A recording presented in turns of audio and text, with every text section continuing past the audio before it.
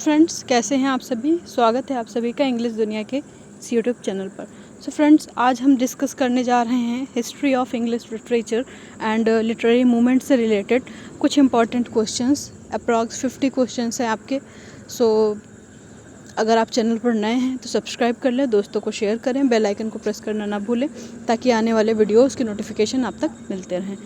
चलिए स्टार्ट करते हैं बिना टाइम वेस्ट किए। अगर आप जीआईसी की तैयारी कर रहे हैं, पीजीटी टीजीटी इंग्लिश की तैयारी कर रहे हैं, यूजीसी नेट या अदर किसी भी कॉम्पिटिटिव एग्ज़ाम जिसमें आपके सिलेबस में हिस्ट्री ऑफ इंग्लिश लिटरेचर या लिटरेरी मूवमेंट्स है, तो आप इसको पढ़ सकते हैं। सबके लिए हेल्पफुल रहने वाली है ये क्लास। स्टार्ट करते हैं। First question is which movement emphasise reason and order. कौन सा मूवमेंट है जो रीज़न और ऑर्डर के लिए जाना जाता है, किस इस चीज़ पे जोर देता है? तो वो आपका आंसर हो जाएगा neo classicism. Correct answer will B neo classicism. आप लोग अपना अपना आंसर काउंट करेंगे और उसके बाद कमेंट बॉक्स में कमेंट जरूर करेंगे कि आपका कितना सही हुआ। Next question is romanticism begins with the publication of. Romanticism जो है वो स्टार्ट हुआ था किसके पब्लिकेशन के साथ? इम्पॉर्टेंट क्वेश्चन है। तो आंसर हो जाएगा पैराडाइज लॉस्ट होगा, कैंटरबरी टेल्स होगा, लिरिकल बैलेट्स होगा या फिर यूटोपिया होगा। तो correct answer will B lyrical ballads. कब पब्लिश हुआ था लिरिकल बैलेट्स? 1798 में। इसी के साथ साथ आपका रोमांटिसिज्म स्टार्ट हो जाता है। Next question is return to nature is associate with.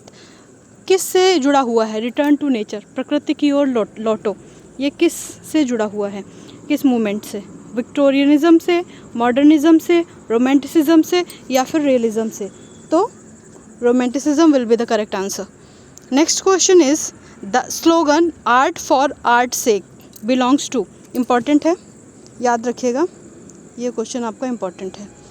Art for art सेक ये किससे रिलेटेड है? एस्थेटिक मूवमेंट से, प्यूरिटनिज्म से, रोमांटिसिज्म से या फिर नेचुरलिज्म से? तो correct answer will B aesthetic movement. ठीक है, एस्थेटिक मूवमेंट जो था आपका इससे रिलेटेड था, आर्ट पे फोकस किया गया था। नेक्स्ट क्वेश्चन है the age of reason is another name for. Age of reason, तो रीजन एंड ऑर्डर किसको कहते हैं? Neo classicism. Next question the chief poet of romanticism was. कौन थे चीफ पोएट रोमांटिसिज्म के?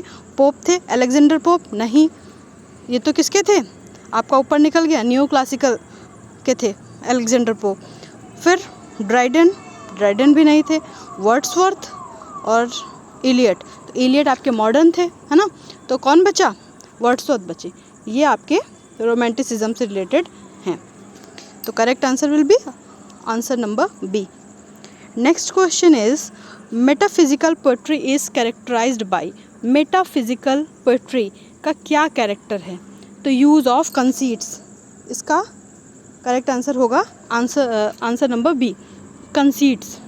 ये मेटाफिजिकल की खासियत है। कौन फेमस थे आपके? जॉन डन, है ना? अपने कंसीट को यूज़ करने के लिए फेमस थे। John Donne belong to. John Donne किस से बिलोंग करते हैं? रोमांटिक स्कूल से? नहीं। लेक स्कूल से? नहीं। मॉडर्निज्म से? नहीं। तो मेटाफिजिकल स्कूल से बिलोंग करते थे। नेक्स्ट क्वेश्चन है Victorian literature is noted for. Victorian literature किस चीज़ के लिए जाना जाता है?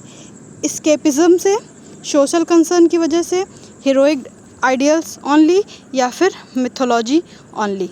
तो correct answer will be option number B, social concern. Victorian जो थे वो अपने सोशल कंसर्न के लिए फेमस थे। किस टॉपिक पे लिखते थे? सोशल, समाज के ऊपर। नेक्स्ट क्वेश्चन है modernism flourished mainly after. Modernism जो है वो कब अपने चरम पे रहा है, कब बहुत ज़्यादा फला फूला है, किस ड्यूरेशन में? तो Norman conquest, world war first, Renaissance या फिर रेस्टोरेशन? तो correct answer will B world war first के बाद आपका मॉडर्न एज पूरी तरह से फला फूला है, चालू हुआ है ना?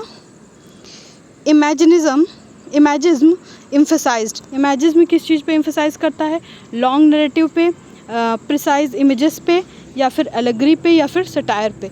तो क्या हो जाएगा करेक्ट आंसर आपका? बी, प्रिसाइज इमेजेस पे। Next question is Ezra Pound was associated with. Ezra Pound किस एज से या किस मूवमेंट से जुड़े हुए हैं? रियलिज़म से, रोमांटिसिज्म से, इमेजिज़म से या फिर प्यूरिटनिज्म से? बताइए किसके फ्रेंड थे ये? टी.एस. इलियट के। टी.एस. इलियट। और टी.एस. इलियट मॉडर्न से बिलोंग करते हैं, तो रोमांटिसिज्म तो होगा नहीं, है ना, प्यूरिटन भी नहीं होगा। कौन थे प्यूरिटन के? आपके जॉन मिल्टन, है ना, वो प्यूरिटन एज से थे। अब बचा रियलिज़म और इमेजिज़म, इन दोनों में से आपको बताना है। तो correct answer will be option number C, imagism. Next question is the new classical age admired किस चीज़ की प्रशंसा करता है? न्यू क्लासिकल एज आपका किस चीज़ की प्रशंसा करता है? ग्रीक एंड रोमन्स की, मिडिवल राइटर्स की, मॉडर्न राइटर्स की या फिर रोमांटिक्स की? तो ग्रीक एंड रोमन्स की। Next question is Jonathan Swift was a writer of the. Jonathan Swift आपके किस एज के राइटर हैं? रोमांटिक एज के, विक्टोरियन एज के, न्यू क्लासिकल्स के या मॉडर्न एज के? तो correct answer will B new classical as. Next question is which movement reacted against new classicism? कौन सा मूवमेंट जो था वो न्यू क्लासिसिज्म के अगेंस्ट आया था उसके बाद? तो correct answer will be romanticism. New classical के बाद आपका रोमांटिसिज्म आता है जो उसके अगेंस्ट आया था, रिएक्शन था उसके against. Next question is Charles Dickens belong to. Charles Dickens आपके किस एज ग्रुप से बिलोंग करते हैं? विक्टोरियन एज से, रेस्टोरेशन एज से, रोमांटिक एज से या फिर मॉडर्न एज से? तो correct answer will be Victorian age. Next question is है make it new is associated with. Make it new किससे जुड़ा हुआ है? इलियट से, पाउंड से, डिकेंट से या फिर पोप से? तो करेक्ट आंसर आपका हो जाएगा, क्या हो जाएगा बताइए? इज़रा पाउंड। मेक इट न्यू किससे जुड़ा हुआ है? इज़रा पाउंड से। Naturalism was influenced by.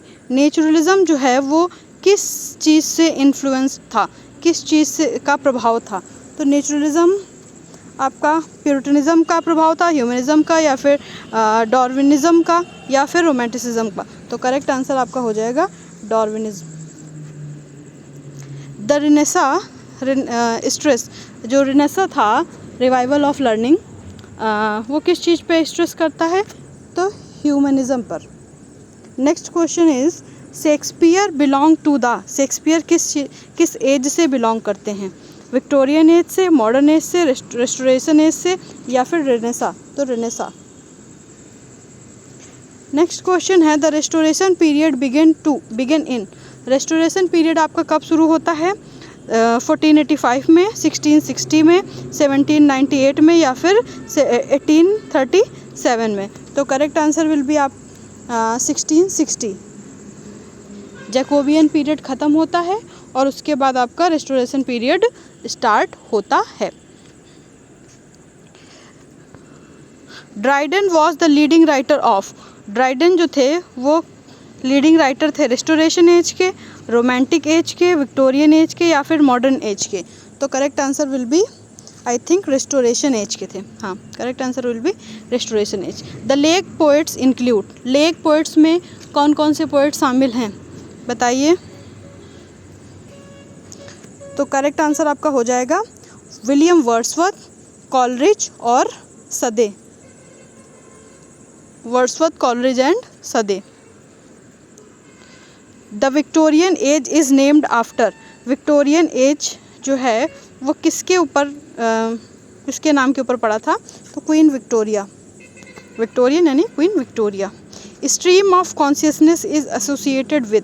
Stream of consciousness किस मूवमेंट से एसोसिएट करता है?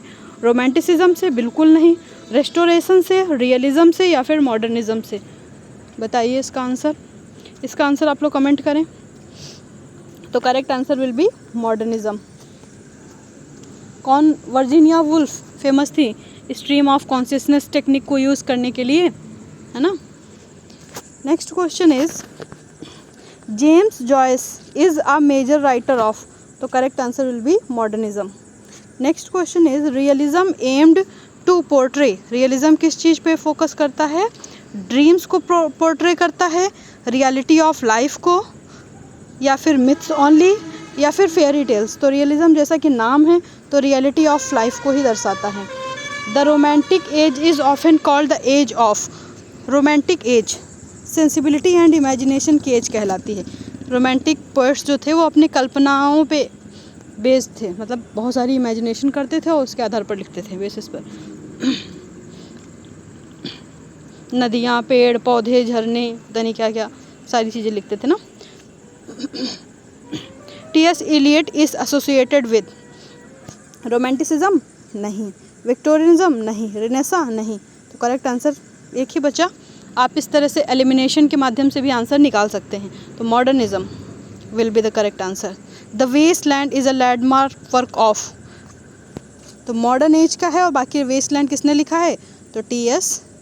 इलियट ने। किसकी मदद, इसमें इनकी मदद किसने की है? तो इज़रा पाउंड, इनके फ्रेंड इज़रा पाउंड ने इसको लिखने में इनकी मदद, इसको मतलब बाद में शॉर्ट लिस्ट करने में मदद की थी।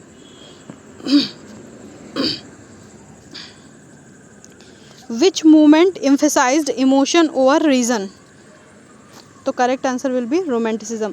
ये यहाँ पे वन वर्ड क्वेश्चन स्टार्ट हो गए, एमसीक्यूज आपके यहाँ से ख़त्म होते हैं और वन वर्ड क्वेश्चन स्टार्ट होते हैं, तो 21 वर्ड हैं, ठीक है। Which age is called the age of Dryden?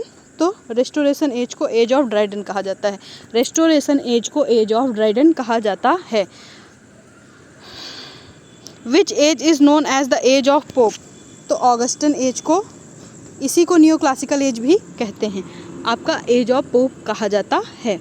The term Victorian compromise belongs to Victorian age. Humanism is the hallmark of Renaissance.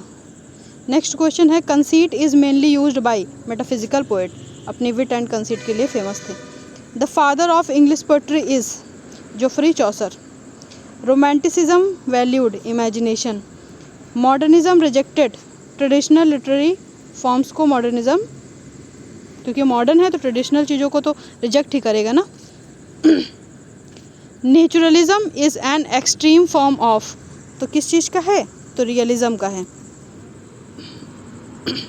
Aesthetic movement opposed moral purpose in art. Art for the phrase art for art sake was popularized by Oscar Wilde ने popularize किया था। Victorian poetry reflects doubt and faith दिखाता है।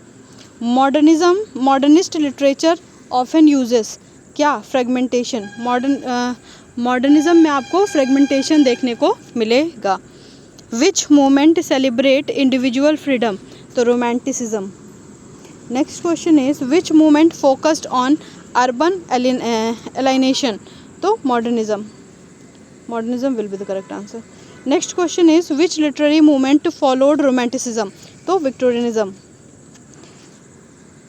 Another one is which movement was influenced by industrialization and social reform? तो Victorianism. Post modernism emerged after World War II. Which movement questions absolute truth? तो correct answer will B post modernism.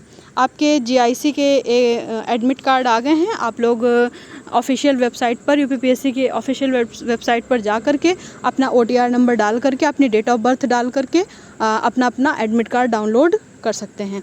सो आज के लिए बस इतना ही, मिलते हैं next video में। तभी के लिए आप लोग अपना ध्यान रखें और वीडियो को लाइक ज़रूर करें, चैनल पर नए हैं तो सब्सक्राइब कर लें और दोस्तों को शेयर करें। So thank you so much, take care, bye bye.